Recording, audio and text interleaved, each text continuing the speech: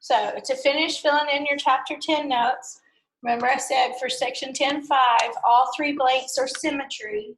And we're going to be talking about section 10.4 and section 10.5 today. So section 10.4 we filled in last week on the isometries. And then we're also going to talk about symmetry. So those are the 2 things we're going to be doing today. Now section 10.6 talks about dilations. And so you have the words there that fill in for that one. And then section 10.7 is about tessellation. So you have the 4 words that go in the blanks for there. Okay, so this is for your notes that were in your folder, filling in that back page. So make sure you have those, and then you need to turn in your book to section 10.4, because that's what we're talking about today.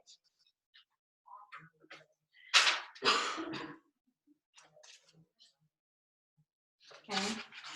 So section 10.4 is where we're going to be talking today, and it starts on page 481. So after you've got these down, then you need your geometry book open to page 481.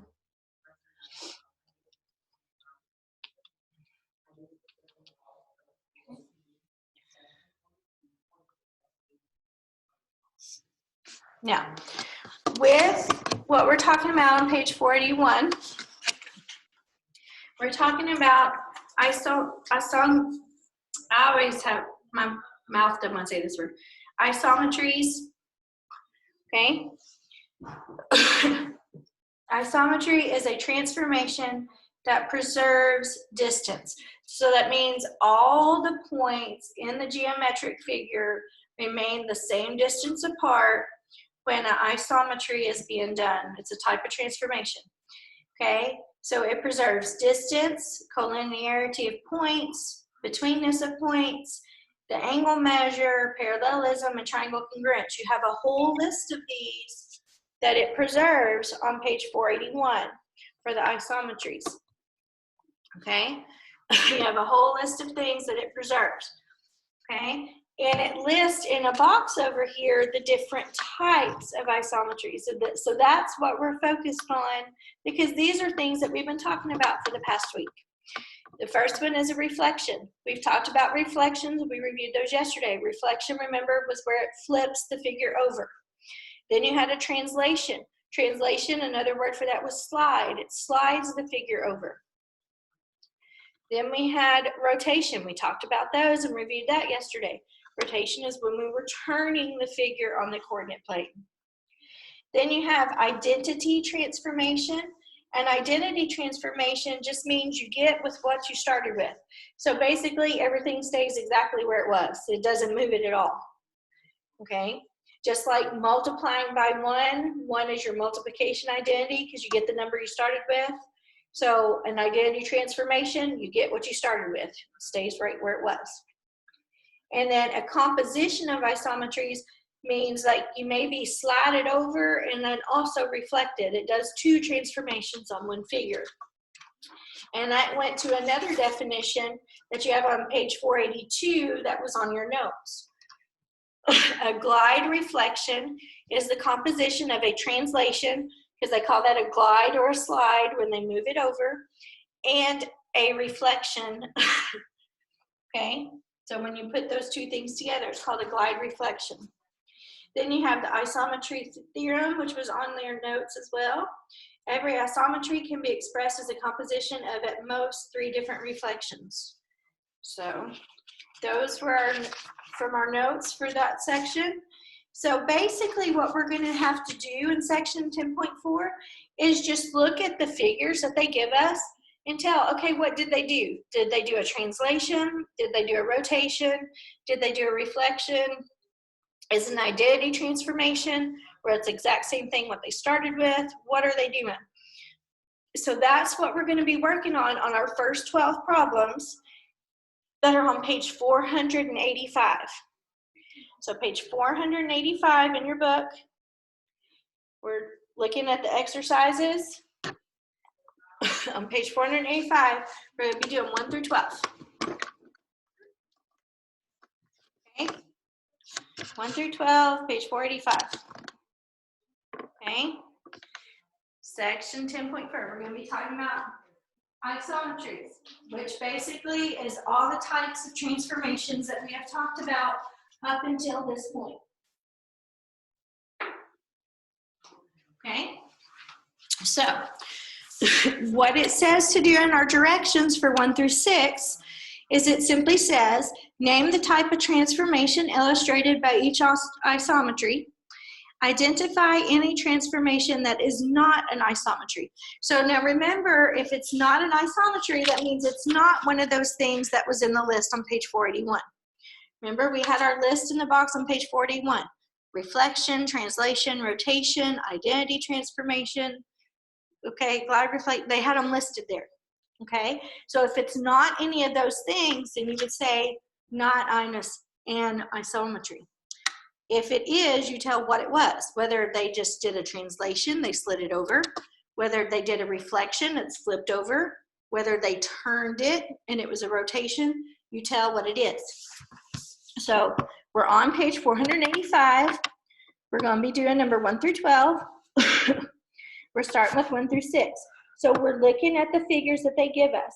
Now remember, we talked about this the other day when we were doing the problems last week. When they give you these images and pre-images, the pre-image, the original, is in black, and your new image after the transformation is labeled in the red. That's the pattern that this book uses, okay? Your original pre-image is the black image. The new transformed image is the red image. So what you're going to do is you're looking at the original pre-image, the one that's in black, and then you look at the new image that's in red and tell what did they do. Is it a rotation? Did they turn it? Is it a reflection? Did they just flip it over? Is it a translation? They slid it? Or if it's none of them, you put not an isometry. Remember, if it's an isometry, it's going to be the exact same size as what it started with, because it preserves distance, size, angle measure, all that stuff that was on page 481 in those boxes. Plus it was listed in your notes. So the figure is going to be the exact same size and shape. It's just going to be moved. So if you end up with something bigger or something smaller or a totally different shape, then it's not an isometry. Okay? So on 10.4, number 1, if you look at your original and you look at the new one, did it slide it over? Did it turn it? Anyone be willing to tell me what they think it did?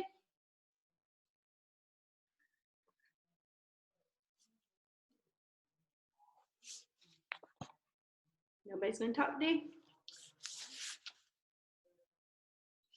Slide it over. Hey, they just slid it over. It could. So if they slide it, remember that's called a translation. Translation was one of them we reviewed yesterday, is when they just slide it over. Good. Now on number 2, you have the little black dots that are kind of curving up this way. Okay, if you connected the dots, you would have a little shape going up. And then you have the red dots, which look like they're kind of going this way. So what am I doing with my hand? Is that a flip or a turn? Flip would be what? That's flipping it over. So if I'm going like this, I am turning it, which is a what?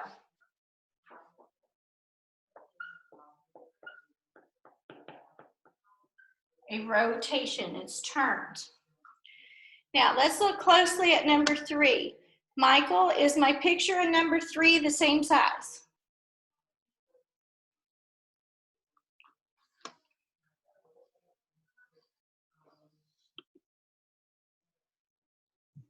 Ma'am? Okay. Is the picture in number 3 the same size? Don't even have your book ready? Boy, what are you doing? No!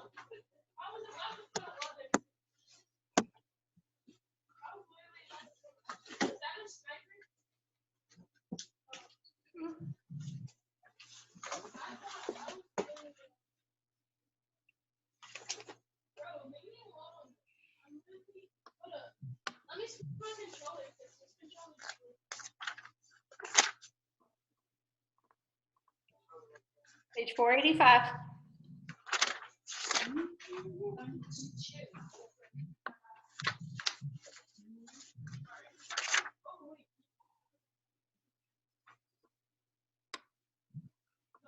Is it the same size you said? Yes. That's what I asked. No. No. The new image is a lot smaller. So if it changes size, it is not an isometry. Okay. Remember I said before we started, they have to be the same size and shape. You're just moving it over. Okay. Some way. You're just moving it. So let's look at number 4. They look the same size. The triangles in number 4. Are they turned the same way? Does it look like they rotated it, or does it look like they flipped it in number 4? Flipped it. Flipped it. Okay, good. It looks like they flipped it, which is called a reflection. Okay. Number 5, if you'll notice, you've got the same line, and M and M prime are the same point, N and N prime are the same point. So remember, I talked about before we started, if you get what you started with, it's called identity transformation. Okay? Basically, it didn't go anywhere. It's right where it started. Okay? Didn't go anywhere. Now, you have to be a little bit more careful on number 6, because number 6, it has a couple of things going on. You have to look closely at your points. You have triangle XYZ, and then you have triangle XYZ down here. Now, you'll notice, are they turned the same direction?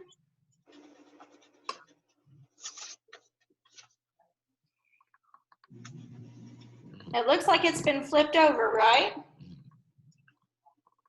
Yeah. And it's also been slid over. So if it has like both the slide or the glide and a reflection, we call it a glide reflection. That was one of the new definitions that you had on your notes for section 10.4. Okay. Now, looking at number 7 and number 8, it's just asking some questions about our basic transformations that we've talked about. Number 7 says, which of the 4 rigid transformations, so our 4 rigid transformations, remember a rigid transformation means it stays the exact same size and shape. So our 4 rigid transformations are the ones that we've just talked about. Your translation, rotation, reflection, and glide reflection. Blah, blah. It says, which one of those preserve orientation? Orientation, remember, is how the figure is turned. So if it's not turning the figure in any way, it's just moving it, which ones do that as far as the orientation, where it's not totally reversing stuff? Your translation, because that just does what? Translation, remember, just slides it over. And then the other one is the rotation, because the order of the points, the vertices is the same. So it's turning it, but they're still staying in the same position related to each other. So those are for number 7. Now for number 8, it says, which of the 4 rigid transformations reverse orientation? So if it reverses something, it's the reflection, right? Because remember, when you look in a mirror, you see the reverse. You're seeing the reflection. The mirror image is always reversed. It's opposite. Okay, so it's your reflection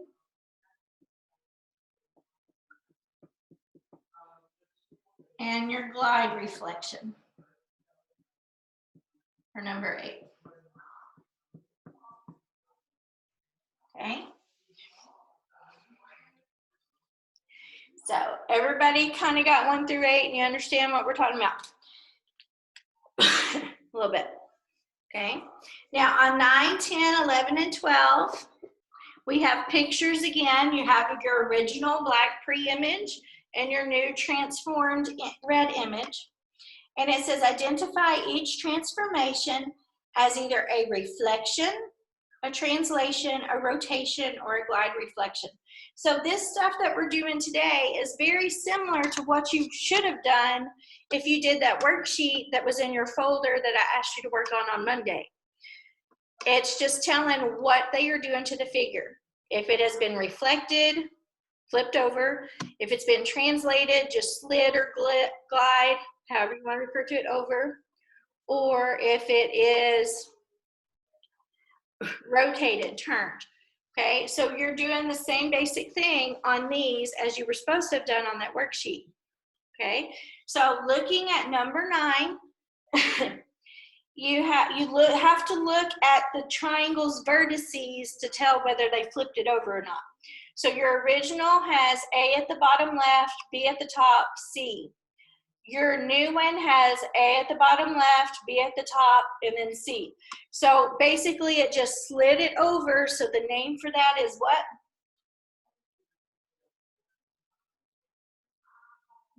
Translation. Translation. Okay. So number 9 is translation. Pedro, we're on page 485. We're almost done. We're doing 1 through 12. So get your book, get your camera, get caught up. All right. Number 10.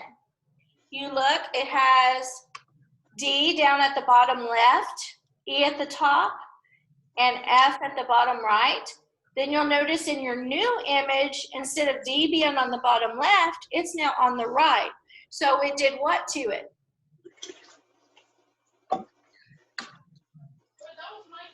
It flipped it over, so what is that called? Reflection. Reflection. Good. Okay. Now, number 11. You have, at the top is point K, then you have point L sticking out to the right. Or, yeah, I guess. And then J down at the bottom. And then you look at your new one, and now K's at the bottom. J's at the top. So it looks like they flipped it over, plus they also did what to it? Slid it over. So which one puts both of those together? This one right here. Glide reflection. Because it slid it over and flipped it over. It did both. Okay, and then the last one on this page, number 12, you have point O at the top, or Q, sorry. You have you have Q at the top, P at the bottom, and R sticking out. You have P at the top, Q at the bottom, and R sticking out. So on that one, they have turned it. What's it called when you turn it?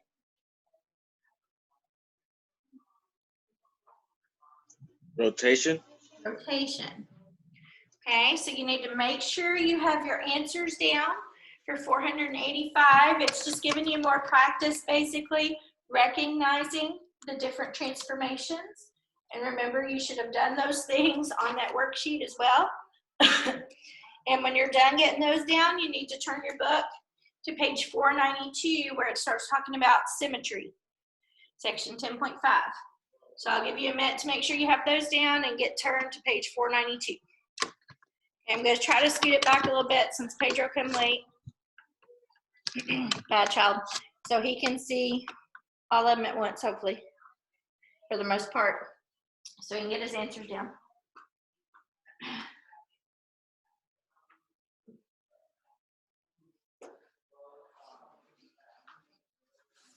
Okay.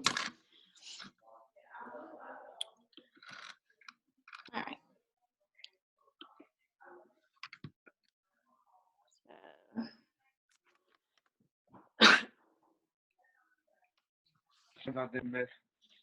Huh?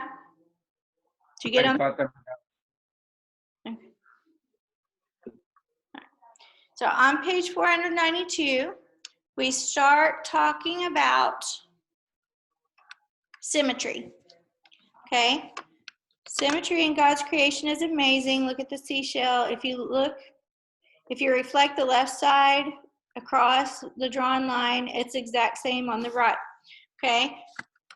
We have the line that you can draw is called your axis of symmetry. That's your line of symmetry. A figure exhibits symmetry if there is an isometry besides an identity transformation that maps the figure onto itself. So basically, you get the same thing on both sides, okay? It looks like a mirror reflection of itself. A figure has line symmetry if the symmetry is isometry is a reflection. That's what I just said. You get that mirror image, okay? So it shows you some examples where they like divide the hexagon, okay? They divide the cross section of the apple, and you have all the different lines of symmetry, the different places they could cut that in half, and you've got the mirror image on both sides where you could fold it and get the same thing. Okay, that's line symmetry. Okay.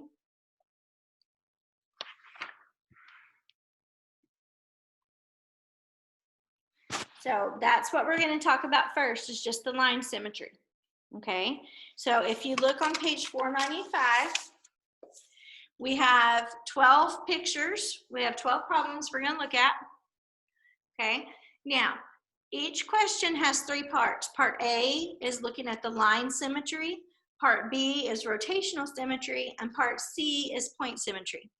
But right now, we're just going through the line symmetry. So we're going to do the part A for all of them first, and make sure you understand the line symmetry before we get into the rotational symmetry. So hopefully you don't get them mixed up. Okay, so these problems are on page 495. You have all your little lovely pictures down here, and we're looking for line symmetry. So for line symmetry, remember, you would be able to draw an axis or a line of symmetry that basically divides the figure in half. So if it was on a piece of paper and you folded it, they would match it perfectly. You'd have the exact same thing on both sides. So if we look at our first picture of the airplane, how many does it have where I could divide a line that would cut the plane in half where it's the exact same thing on both sides? Yes or no?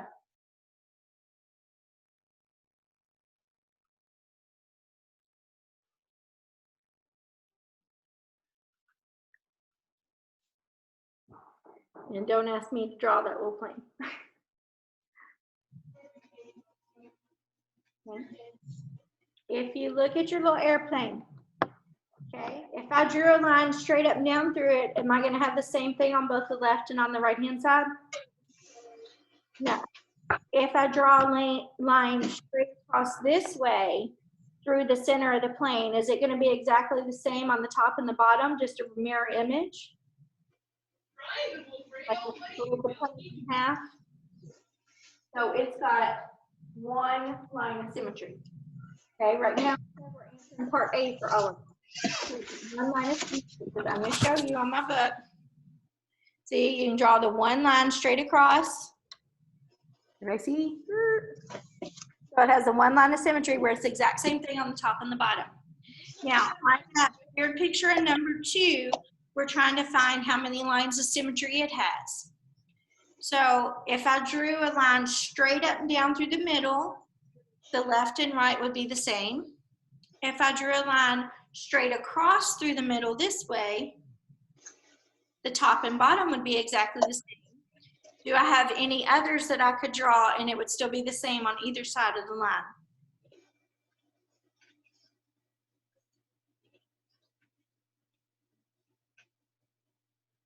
Could I draw one diagonally and it would still be the same on either side of the line? Yes. Yeah. And so if I can draw it diagonally this way, I can also draw it diagonally that way. So there's 4 lines of symmetry on that one. I can divide it straight up and down, straight across, and diagonal both directions. Now, number 3 is a puzzle piece. Is there any way if I draw a line that it's going to make a mirror image of itself? No. No, there's nothing I can do. So it has 0 lines of symmetry. Not everything has symmetry, okay? Number 4, your football.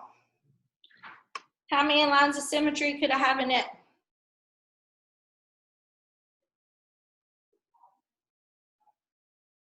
Anybody have a 2. guess? 2. You can do straight up and down in the middle. Both halves of the football are the same, and also straight across. So it has 2 in the football.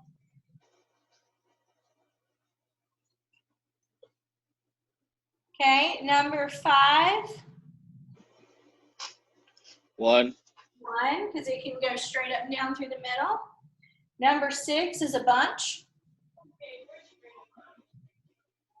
Because basically you could go through every single point of the star and it would split it into a mirror image of itself. So there are 5 because the star has 5 points. What about number 7? Is there anything I can do that's going to split it in a mirror image? Mm-mm. No, so that's a 0.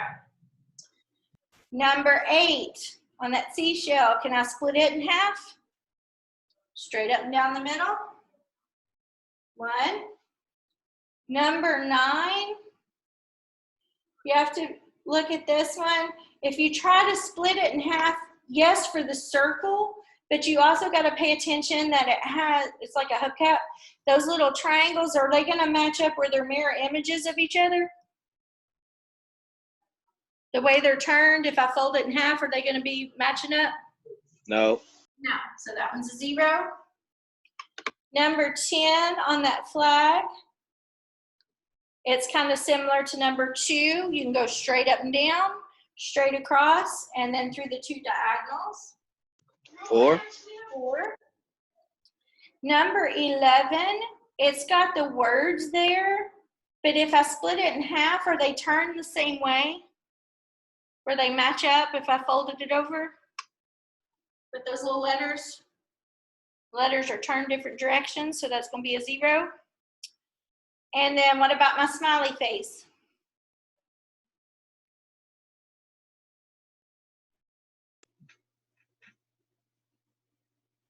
Smiley face is going to 1. have 1 straight up and down through the middle, right between his eyes. Okay, so that's line symmetry. Line symmetry divides it in half where you've got that reflected image on either side. Okay, now if you look on page 493, it starts talking about rotational symmetry. A figure has rotational symmetry if it can be mapped onto itself using a rotation with a magnitude less than or equal to 180 degrees.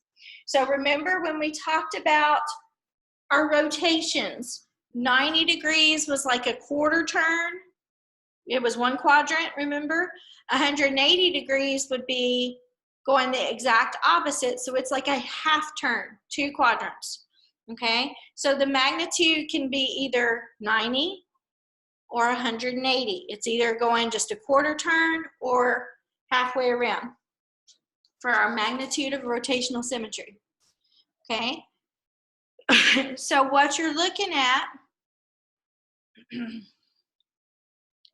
is you see how many degrees you would have to turn the figure to get back onto itself. And they have some examples here on the top of page 493. Okay, when I turn this first figure, first of all, remember, we're talking about turning something. So an entire circle is how many degrees? Does anybody remember that? 360. 360. An entire circle is 360 degrees. So what we're going to look at is if it's got 3 points here. So I've got 3 basic angles that are all the same. So what's 360 divided by 3?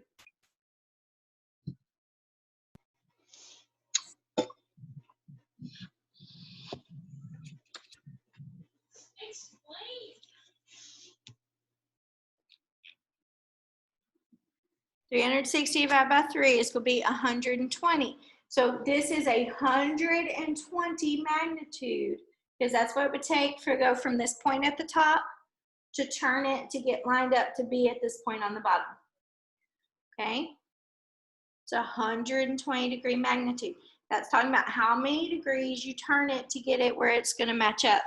Now this picture here, if I turned it 90 degrees, it would be sideways, so it's not going to be matched up. I have to turn it all the way around before it gets back where it'll match up perfectly, so it would be 180-degree magnitude. Okay, so that's what we're talking about with the magnitude on there.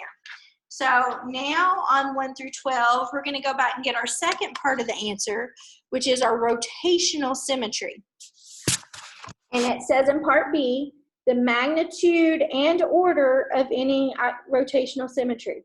Now, we didn't really talk about the order. The order is how many times it would end up matching up on itself. Okay, how many times you could turn it and it would match up. So on number 1, can I turn that a 1/4 of a degree turn or a 1/2 turn and it match up with itself? Anything in between there? That little airplane, I would have to turn it completely around before it got back to itself. So that would be a whole 360 degrees. So it does not have rotational symmetry. So you put none. Okay. Now for number 2, the way that's drawn, if I turn it 90 degrees, is it matching up exactly with what you had to begin with? Yes or no? Yes. Yeah. Okay. So it's got a 90-degree magnitude, and the order will be, how many times does 90 go into 360? How many times could I turn it? 4 different times it would match up. So the order is 4.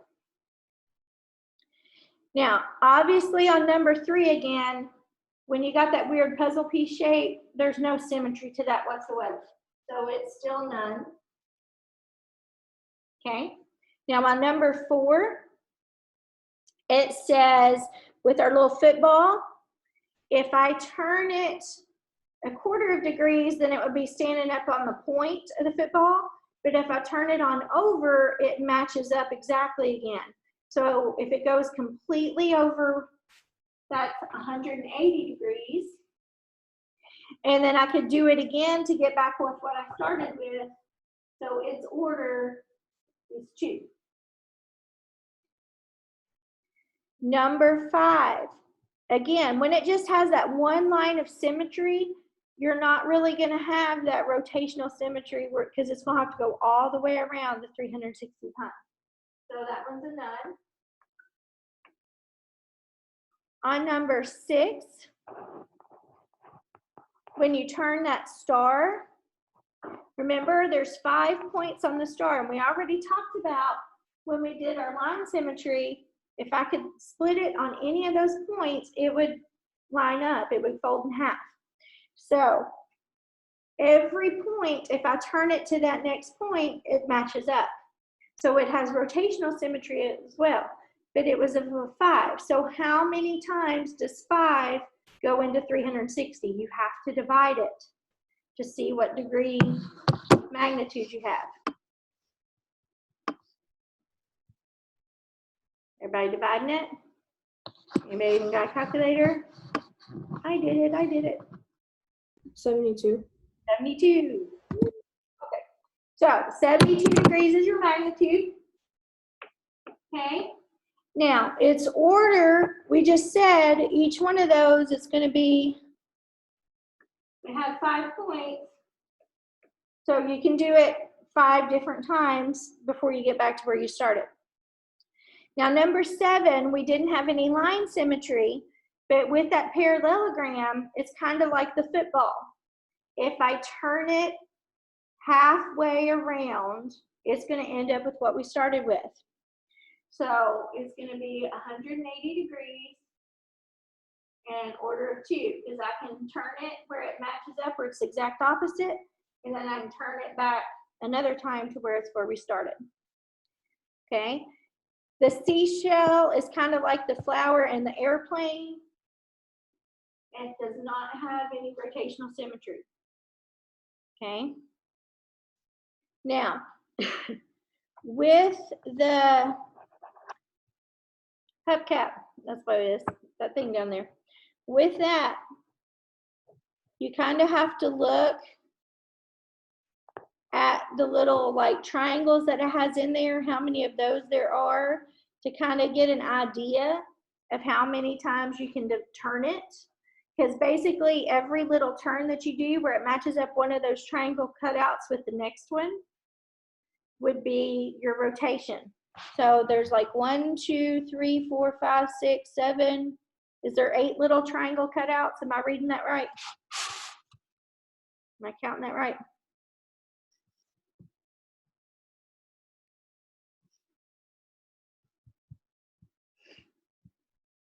So what you're going to do is there's 8 of those little triangles. You're going to take 360 divided by 8.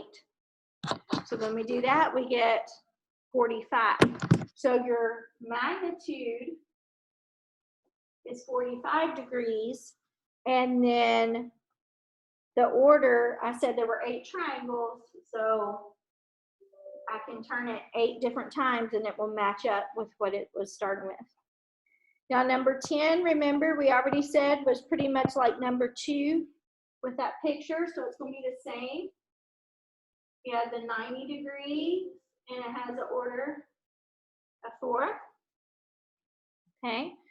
And then for number 11, it didn't have any line symmetry, but if I turn that figure, will it match up with the same thing, the way those letters are on there? You think it'll match up?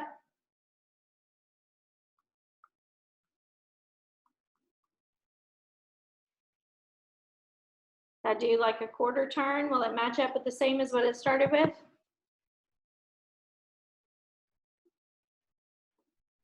It will. So it's also in order 4. And then what about your smiley face? Does it have rotational symmetry? If I turn it, can I, less than halfway around, can I get the same thing?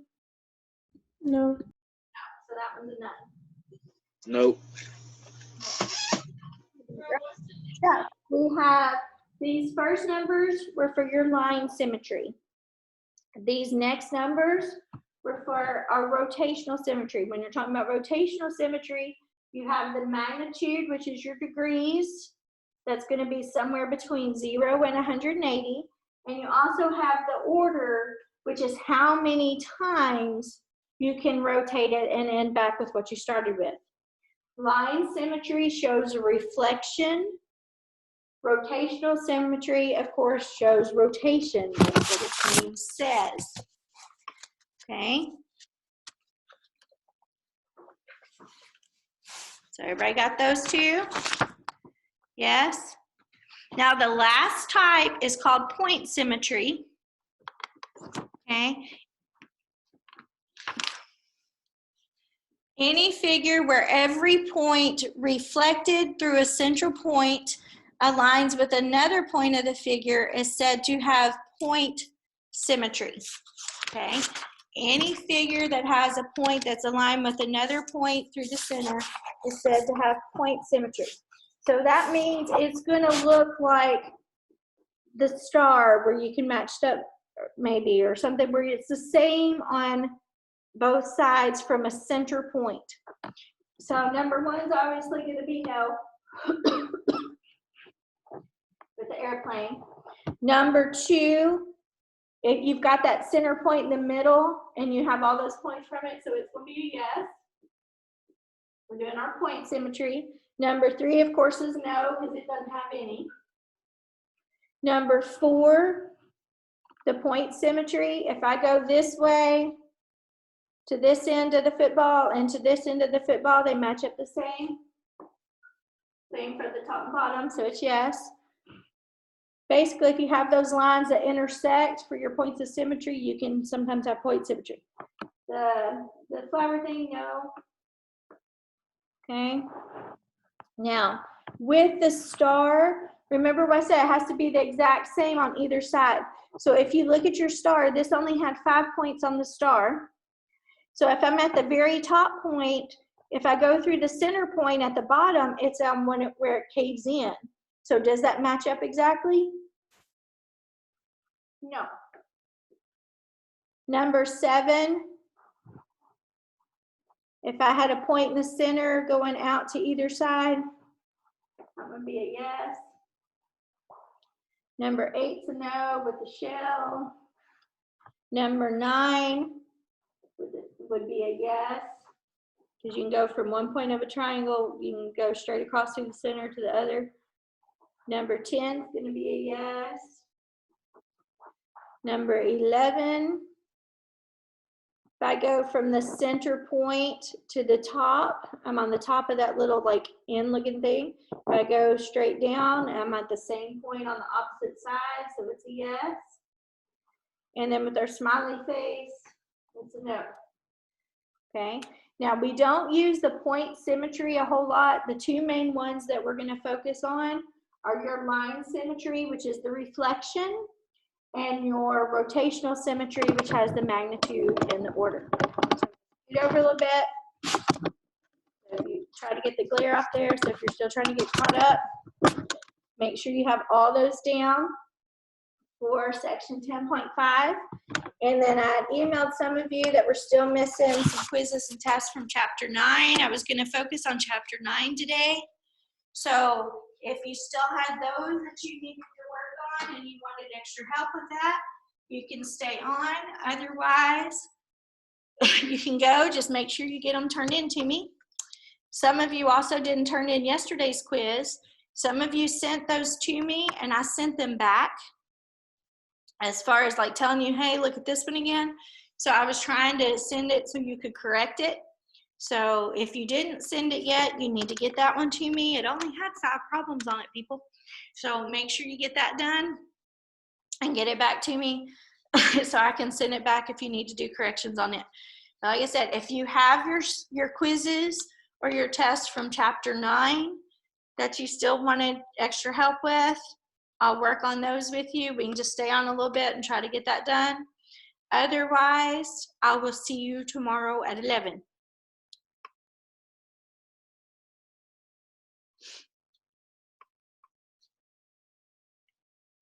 So if you still had your chapter 9, quiz 1, chapter 9, quiz 2, or what were the chapter 9 test. Those are the ones I think I'd sent out emails to people who still needed stuff with those, I think. Miss, What? the only problem I'm having is uploading it to my computer, like sending you the picture. Do what now? Like sending you the picture I of need the quiz. Like I'm having problem with that. Why? I don't know. We'll fix it. Like I have most of my stuff work, but I'm having like problems like uploading them to the computer and everything. Okay. So when you mowing the yard again? I don't know. Probably next week. Oh boy. All right. So This weekend, probably. okay. Now, but I mean, you can always just drop them off when y'all are there mowing if you can't upload them. Okay. Okay, miss. Yes, ma'am. All right. So, All right. Bye, miss. well, bye.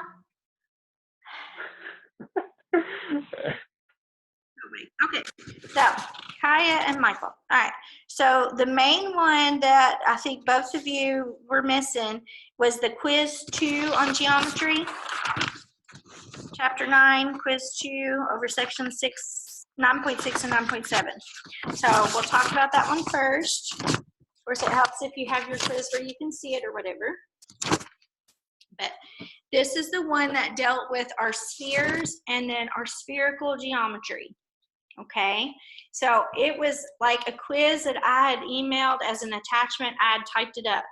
Now, the one I got in front of me is where I wrote it out by hand before I typed it. So, yeah, mine looks different, but it's got the same questions you have. Okay, so looking through this, the first thing that it had on there was talking about the beach ball, and it gave you the radius is 15 inches.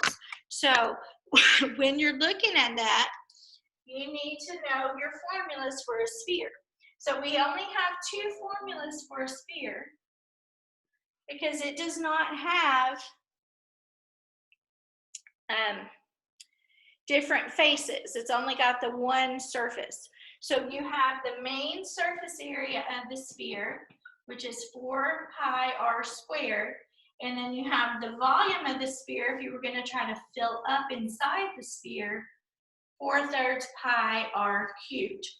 Now you've got to remember that area is measured in square units, which you kind of should get that idea from your formula because it has something squared, and volume is measured in cubic units. Okay, so you got to make sure you put inches squared or inches cubed or centimeters squared, centimeters cubed, whatever it was on your quiz.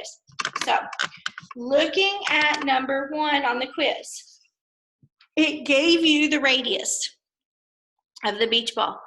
It said the radius was 15 inches. So all you do is you plug it in. Now, when we do cones, cylinders, spheres, we don't plug in anything for pi. We leave pi in our answers. So for number 1, for part A, you're finding the surface area. So you have surface area equals 4 times pi times the radius of the beach ball, which was 15, squared. So this is what you're going to multiply out, okay? Order of operations, say you do exponents before you do multiplication. So you multiply that, and then you're going to multiply this times the 4.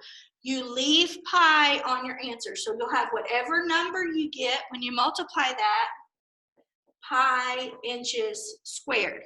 You've got to remember to put your units on your answers and make sure pi is still on your answer. For part B is volume. So I have 4/3 times pi times my radius cubed. So I have to take 15 times 15 times 15. So I'm going to get a lot bigger number for this one because just 15 cubed is 3,375. But then I also still have to multiply that by 4/3. So if you don't have the fraction key on the calculator that you can use at home, you multiply the 3,375 times the 4, and then you'll divide it by the 3 that's in the bottom. And you'll get whatever pi inches cubed. Okay, so that's what you were supposed to have done for number 1. You had to use both formulas. You had to find the surface area for part A and your volume for part B. Now, we're doing the same basic concepts for number 2, number 3, and number 4. Number 2, number 3, and number 4 are still dealing with our spheres. You just have to read the question, figure out whether it's talking about a surface area problem or a volume problem, so you know which formula to use. Okay, so when we read number 2, it makes me hungry because it's lunchtime and it's talking about donut holes. It says, Gabler's Bakery makes giant sphere-shaped donut holes with a diameter of 2 inches. Find the area of each donut hole they cover with chocolate. Oh, that's even better, they're covered in chocolate. Okay, so we're finding, it says find the area of each. So it's telling me I'm going to use my surface area formula. Now, the thing is, you have to be careful because if you read this problem, the donut hole, it didn't give you the radius. They gave you the diameter. So remember, diameter of the sphere. You have to divide it by 2. All the way across. So we have to divide by 2 to get the radius. So if my diameter is equal to 2, my radius will just be 1. Okay, so it's 1 centimeter or 1 inch. What is it? Inches. 1 inch. So for my surface area, I have 4 times pi times 1 squared. And so you'll have something pi inches squared, and that's pretty easy. Okay, shouldn't even need a calculator for that. If you do, I'm sorry. Okay.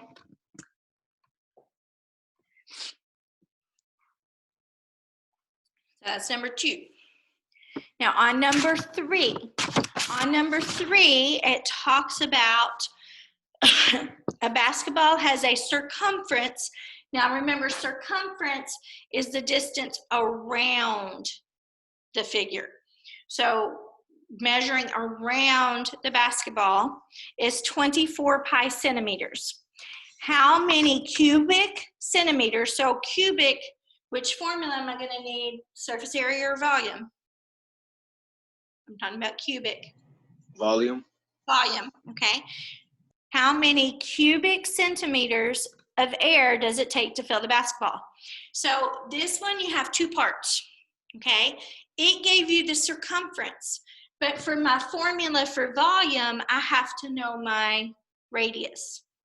So we got to do 2 parts on this one. You start with your circumference. Your formula for circumference is 2 times pi times r. Now it told me my circumference was 24 pi. So I have 24 pi is equal to 2 pi r. So then I'm ready to simplify this. I'm trying to find my r, my radius, so I can do my volume. So I've got to divide by 2 pi on both sides. So to divide by 2 pi on both sides, here it goes poof, I have my radius. Here, the pi cancels, and then 24 divided by 2 is 12. So my radius of the basketball will be 12 centimeters, okay? So now I've got to find my volume. So I have volume is equal to 4/3 times pi times my radius cubed, because that's my formula. So I have 12 cubed. So I will have something pi centimeters cubed will be how many cubic units of air it's going to take to fill up that basketball. Okay, so remember what I said up here before. You have to do the exponent first before you multiply. So you'll have to do 12 cubed and then multiply that by the 4/3. If you don't have a fraction button, you'll take 12 cubed times 4 and then divide it by the 3 that was on the bottom to get the number that goes there. Okay. So that was for numbers 1, 2, and 3. So number 4 is the only other one that we have to work out.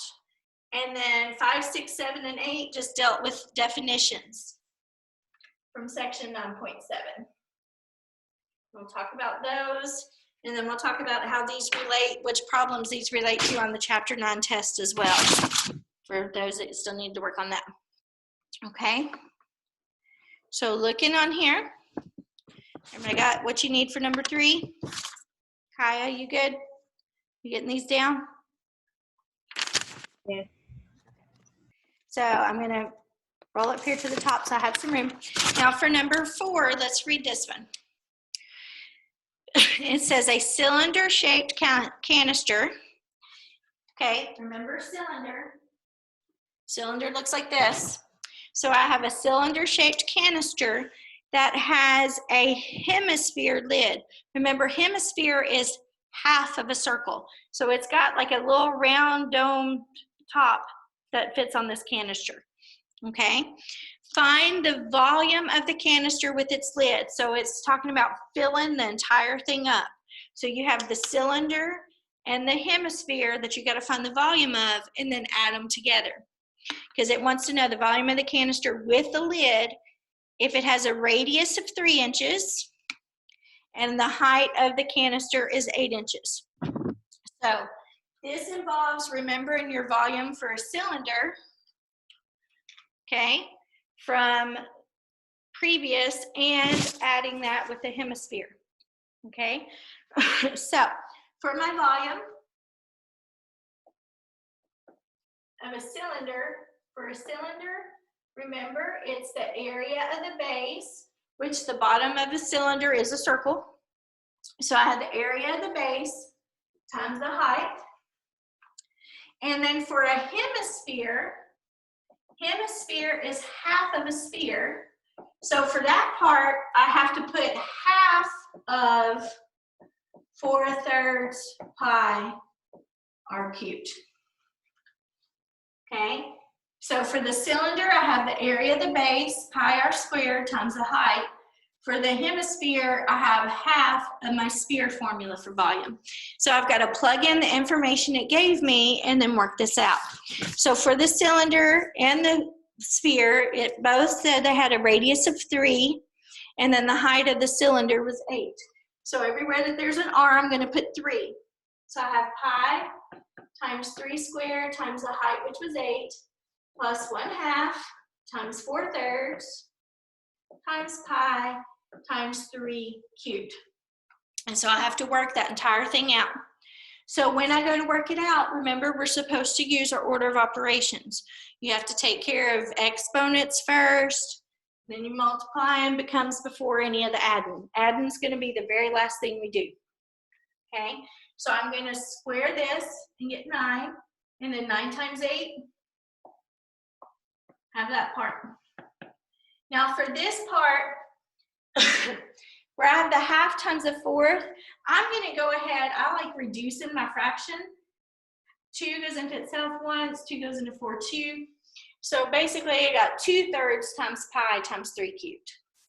And then I do my 3 cubed, and then I'll multiply that out and get whatever this is pi. And then we're going to add them together, and you'll have your final thing. Was it centimeters or inches? I forgot. Inches? Yeah. Inches cubed. So you just got to finish multiplying that out, and then you add that with the volume of the cylinder to get your final answer. Now, a lot of people on here, they found this. They found the volume of the cylinder, but then they totally forgot about the lid. But it says with the hemisphere lid on there. So you have to include that. It's hollow so they can fill it up too. We do 1/3 times 27. Yeah, well, it's 2/3 here because the 2 went in the 4 twice. So basically, this is just 1, so you don't need it anymore. So you'll have 2/3 times 27, and that'll go there, and then you add those two together to get your final answer. Okay. So that was number 4. Okay, remember all of this is, we're on quiz 2, right? We're good with that? Everybody's on the right one, we know where we are. Okay, now, for the last 4, it's all from section 9.7.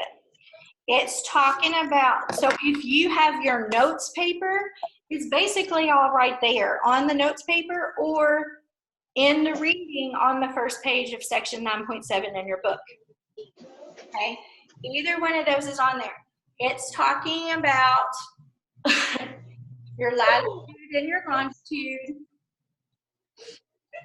your different parts. So remember, this is going to be pretty. All right. Well, that actually doesn't look as bad. I did halfway decent that time. I hate drawing circles, spheres. Okay, so this is the Earth. Okay, this is our Earth. So this point right here that goes around is our equator. Remember, the equator divides the Earth into the northern hemisphere and the southern hemisphere. Okay, the equator is the line that divides. It helps us know our latitude because it tells you how far north from the equator or how far south. So latitude, which is north or south. Okay. Yeah. The other main line we have is the one that goes down from the top at the North Pole down to the bottom.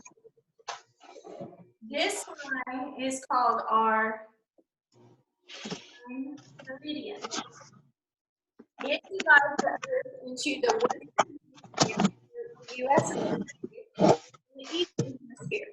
So when it divides into the east and west, it tells us our longitude. Okay, so your equator The lines that go horizontally tell us our latitude, how far north or south. Our prime meridian and the other lines going up and down are longitude, they tell you east or west. Okay, so using that concept, when you look at 5, 6, 7, and 8, that's what we so I already said the answers to number 5 and number 6 if you were listening. They're on the board. Okay, the great circle that divides the earth into the northern and southern hemispheres is the which one? Equator. Equator. I already told you. Okay, and then the one that divides it into the eastern and western hemisphere is your Prime meridian. meridian. So that was 5 and 6. Now on number 7, it says all blank lines are great circles. So remember, to be a great circle, it has to completely go around the earth. Okay, so look at this picture with the prime meridian and all the other longitude lines. They all go through the north and south pole, so they're all going completely around the earth. When you're looking at your latitude lines that are going around this way, they're all going to start getting what? They're going to Smaller. start getting smaller. Okay, so are they all going to be a great circle where they go around the circumference of it? No. So No. which one are all great circles? And which one is going to be parallel? Great circles, parallel. These are parallel to each other. They're always the same distance. Your longitude lines all intersect at the north and south pole. Can parallel lines intersect? No. No. Okay, so that's what you need to know for number 7 and number 8. Now, with what we just talked about, that's also what you needed on the last page of the test. Now, chapter 9 test, number 12 and number 13, that is what it was dealing with. Okay, let me see. So we need to look back at those. And like number 13 had several parts. And then like on Kaya's, I couldn't even read her last page on her test. I don't know if you had done them or not. Michael, you had missed some of those, so I would go back and redo that last page now about your latitude and longitude. Remember, latitude tells you north or south, so latitude always comes first.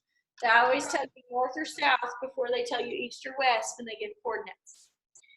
So make sure you go back and do 12 and 13 on that test as well. All right. Okay. So that should cover what you needed for quiz 2 over chapter 9, and also hopefully the last part of your chapter 9 test. And then we'll work on some more of the other stuff from chapter 9 test on another day, because I'm sure everybody's probably ready to go eat. Okay, but at least we got part of it done, and hopefully you all can send me your chapter 9 quiz 2 with good grades on them now. Okay? All right. Yes, ma'am. Thank you. And I'll see you all tomorrow. And like I said, we'll work more on another day about some of the other problems from chapter 9, but at least make sure you got this part and 12 and 13 on the test done. Okay? Okay. All right. Kaya, you good? Yes. All right. Hopefully that helped, and just get that sent in to me. And then we'll talk more about what you need from chapter 8 and chapter 9 later this week or next week, okay? Okay. We'll do a little bit at a time so it's not like overload. All right. I'll see y'all tomorrow. Yes, ma'am.